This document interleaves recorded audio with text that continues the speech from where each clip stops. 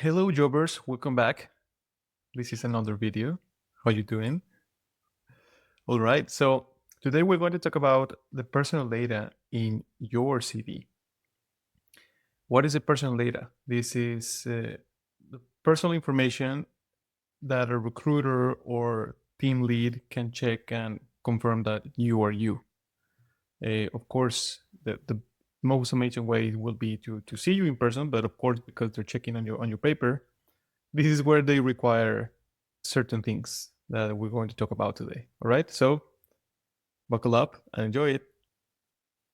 Welcome to the 68 Jobs channel. This is your place to go from zero to the job that changes everything. No more waiting, let's start.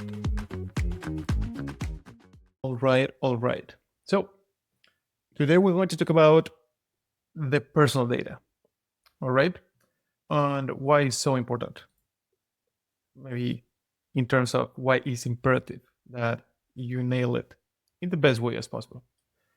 I'm going to tell you today what to put in the CV, what not to put in the CV, and simply just move forward with that. That is just as we've been saying in the latest videos, we're double down with information that goes into the subconscious of the recruiter and read that you are a suitable candidate. All right. So we start with the kind of one that is, you might say, the ones that we need, but I will start with the ones that we don't put in the personal data. Yeah. Or at least the ones that I have tried and it hasn't worked. One is I didn't put my birthday. So this is of course somebody will comment to you and said, no, Andres, you should put a birthday because it's important that they know your age. I will say that this creates already an obstacle. Yeah, it's mostly about a visual obstacle. It's not that you're telling a lie. They will know eventually. Yet the aim is that they read the CV. So the birthday, or if we put here the age, might create that, okay, this is a 45-year-old person looking for a 25-year-old role. Yeah, I will say we don't put it. However, when I was talking with my HR friends, the different recruiters, half of them say yes, half of them say no. Some of them they say yes because it will give them, for example, they know that if it's an entry job, they know that they're looking for somebody from, I don't know, 20 to 30. I don't know. If it's a mid job, maybe from 30 to 40. And if it's a senior, maybe from 40 to 50. This is an example. So if you actually put I'm already 50, they know that you are a senior, the person that they're looking for. In some countries, I don't know, in other ones, but in Sweden, I mean, you can put it, it's fine. But something that I have seen is unless they use your age against you, but sometimes I would say it's not. I mean, if you're applying for if it says it's an entry role and you're like 55, you will have to really tell them why you're applying for an entry role. But I would say don't put it. Or I will teach you a way to put it, but it's not really like straightforward, the birthday or the age. That is one. Another one that I tried and it was very bad. I did put that I was looking for a residence permit. So I said, need residence permit. You might also say, Andres, why do you put that? Because I need a residence permit. I mean, at that moment, I was needing a residence permit, and I tell them right away, I need a residence permit. However, this was a visual obstacle as well. They said like, oh my God, we're not going to rate this one. So they actually didn't even care about reading it because I created the obstacle. So the aim is that even if I need the residence permit. That is something that can go ahead in the conversation, not what they have the CV. They might ask you if they call you and said, "Hey, I saw your CV," and then those questions go into. I have seen these questions being asked when they call you. It's like, I got your CV, and I would like to ask you some like preliminary questions before an interview. Do you need a residence permit? Maybe not. Maybe yes. Or I'm looking for one. I still have one, etc. So, yeah, that is what I would say you don't put. One that I saw that it was not quite weird, but please don't, is your zodiac sign. I don't know why they put this. Oh, that would really kill it. That they will really kill it. This was a person from Morocco.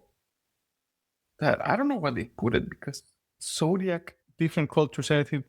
But she put I'm on the Scorpio, and I was like, I'm not saying that it's bad if you're a Scorpio, but it comes into, if we talk about zodiac signs, things that are very subjective, like, oh, I am Catholic, unless it's very important that they say he's Catholic, of course. But I haven't helped a jobber trying to get a role in a church or or in a congregation or something. But I would say don't avoid anything that is religion, culture, these maybe things that are subjective. That is important for you, but not maybe for the recruiter. Okay. Then you might say, Andres, so what should I add? This is where we come to these parts. So let me move this title here, and we talk about the nice parts. You see here that I have hidden some information here, because of course this is some kind of private. Some information, some people have it, some people don't, but at least if I can, I try to protect my privacy as much as I can. So the first thing that I write is the address. Yeah. So you see it here. The first thing that I write is the address. Always put the location. Why is this so important on the first thing that they see? Because here in Sweden, even when I was working as a recruiter, we would like to know where the people is applying from. Yeah, you could be a Swedish citizen, but if you are living, I don't know, in New York, that means that you have to move back. Or you might be a Swedish citizen but applying from Singapore. You get the deal. So in this case, with the address or location, is because if they're looking for a hybrid thing, they will try to get into a range. Okay, you are in Yon shopping, and the role is in Gothenburg. Okay, maybe hybrid might come, etc. Or this happens a lot. For example, people from Uppsala and Stockholm, or Lund and Malmö. You have to travel to the work, or in a certain hybrid environment. Or if they're required to the office, so they say, okay, we are in Lund, and if you live in Lund, it's better. So this is what you tell them already. I am here in the city. Good. So it's a check mark. And this is eventually, if you don't put it, the location is very important, because that is what literally they said. Oh, it's on-site, hybrid, it's remote. If it's remote, if it's a remote job, I will say don't add it, because it's remote. It doesn't matter. I still put it, because if it's a remote job but it's still in Sweden, I tell them I'm in Sweden, so they feel nice, this person is here. But if you're not here, in that case, if it's remote, don't put it. But I would say this is the first thing that you put there, as a confirmation that you are up to the role. Then the phone number. This is a must. This is like, it's kind of obvious. I'm not going to explain more, but yes, you need to put the phone number. This also tells them in which country you are and in which country you're going to pick up the phone. Because some people have put, oh, I'm in Sweden, but then the phone number, I don't know, is in Spain. So they're like, okay, it could happen that you have a phone number. I mean, yes, that for your WhatsApp or whatever, but not, your phone number should be in the country you're applying to, unless it's a remote job. But even if it's remote here, you have to put the phone. I saw a person that was flying from Australia, and she got the call, of course, but she had put a Swedish address because she had a Swedish partner. And they said, "Oh, why do you have Australia job?" No, because right now I'm in Australia. Okay, so that makes sense. But I live in Sweden, or I'm planning to move, and that is my address. So there's those kind of situations, but you can also ask me. Then the email, of course. So if they cannot contact you by phone, they will do it on email. This is even more important than the first ones, but I actually put the address. So this order that you see here, address, phone number, and email, the first two are, if you now see the trend, these are location based. Yeah. And if you're international here in Sweden, they why you actually go and check. These two gives them this assurance that you are in the country. So that's why I put them there. I don't start with the email in that sense. I put the email, straightforward.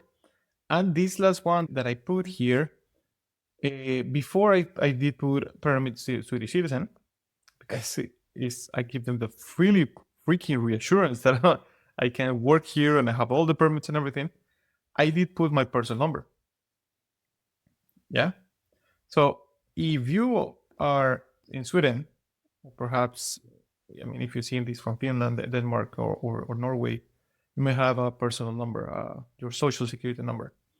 This provides to them that at least that number, let's call it XXXXX, this number, yes, okay, you might not be a citizen, but you are registered in the tax office, which means that you already have some connection with the country.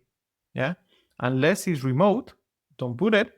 But this also tells them that if they call you, you require a residence permit. Yes, but at least you are one step already closer to that.